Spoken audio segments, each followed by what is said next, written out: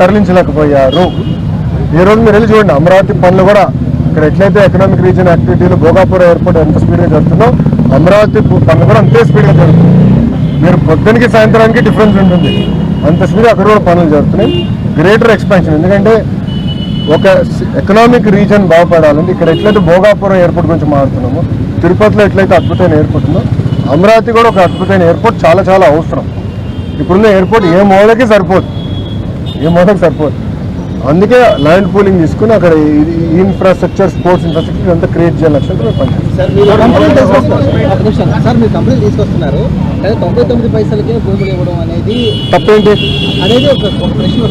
తప్పేంటి సార్? నేను ఇస్తాను.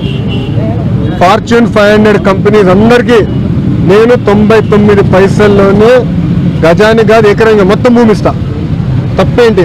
ఎందుకంటే మేము ఉద్యోగాలు కల్పించాలనుకున్నాం. ఇక్కడ వాళ్ళ 5 సంవత్సరాల్లో చేయలేంది మేము 18 నెలలు చేశాం. ఈరోజు కాగ్నిసెంట్ ఎందుకు వచ్చిందండి? టీసీఎస్ ఎందుకు వచ్చింది? గూగుల్ ఎందుకు వచ్చింది?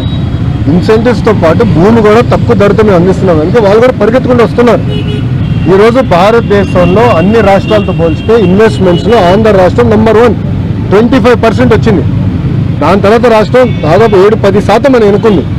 నేను గౌరవ ముఖ్యమంత్రి గారికి నిన్న మీటింగ్లో చెప్పాను, sir we will celebrate when it is 50%. అని మీరు గమనించండి. ఒకే రాష్ట్రం, ఒకే రాజధాని, కానీ అభివృద్ధి వికేంద్రీకరణ.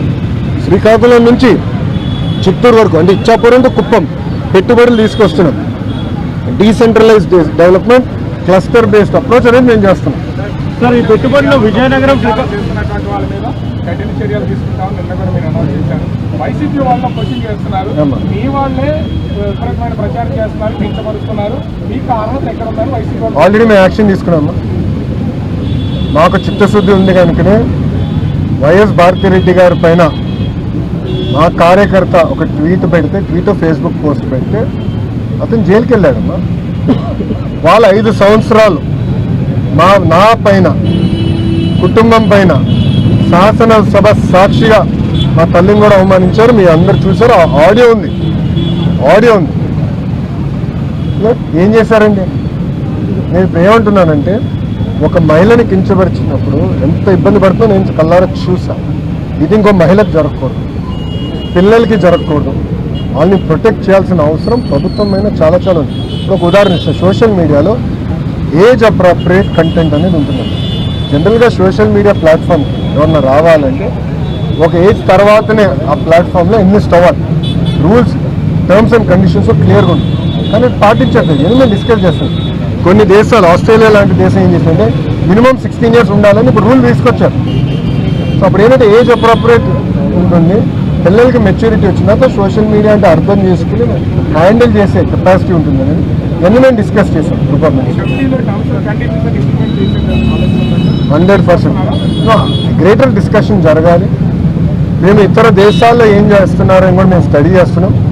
మాకు కొంత అవగాహన వచ్చిన తర్వాత గౌరవ ముఖ్యమంత్రి గారితో కూడా మేము చర్చించి ఒక రిపోర్ట్ పబ్లిక్ డొమైన్లో పెడతాం. ప్రజల దగ్గర నుంచి అభిప్రాయ సేకరణ కూడా తీసుకున్న తర్వాత దెన్ వీ విల్ ఇంప్లిమెంట్. చాలా కాంట్రవర్సీ నడుస్తుంది తెలంగాణలో జల వివాదానికి సంబంధించి.